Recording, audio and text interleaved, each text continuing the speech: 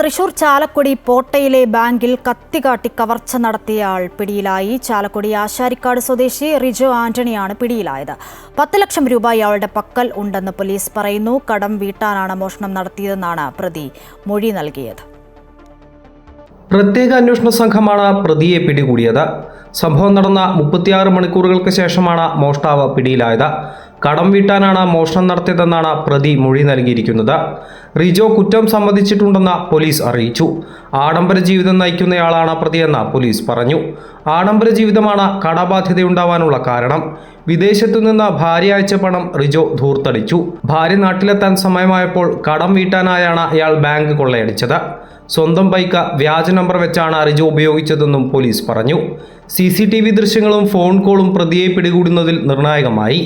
പിടിച്ചെടുത്ത പണം ബാങ്കിൽ നിന്ന് നഷ്ടപ്പെട്ടത് തന്നെയാണെന്ന് പോലീസ് സ്ഥിരീകരിച്ചു. അതേസമയം ചില കാര്യങ്ങളിൽ ഇനിയും വ്യക്തത വരാനുണ്ടെന്ന് പോലീസ് അറിയിച്ചു.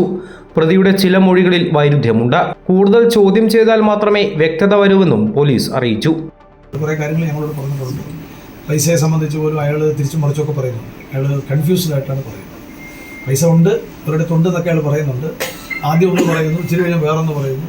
അത് ഞങ്ങൾ വെരിഫൈ, അതിനാണ് ഞങ്ങൾ ഇങ്ങോട്ട് കൊണ്ടുപോകുന്നത്. ചാലക്കുടിക്കടുത്ത് പോട്ടയിലെ ഫെഡറൽ ബാങ്ക് ശാഖയിൽ വെള്ളിയാഴ്ച ഉച്ചഭക്ഷണ സമയത്തായിരുന്നു സംഭവം. കറുത്ത ഹെൽമറ്റും ജാക്കറ്റും കയ്യുറകളും ധരിച്ചായിരുന്നു മോഷണം. ഹിന്ദി സംസാരിക്കുന്ന ആളായതിനാൽ റെയിൽവേ സ്റ്റേഷനും മറ്റും കേന്ദ്രീകരിച്ച അന്വേഷണം നടത്തിയിരുന്നു.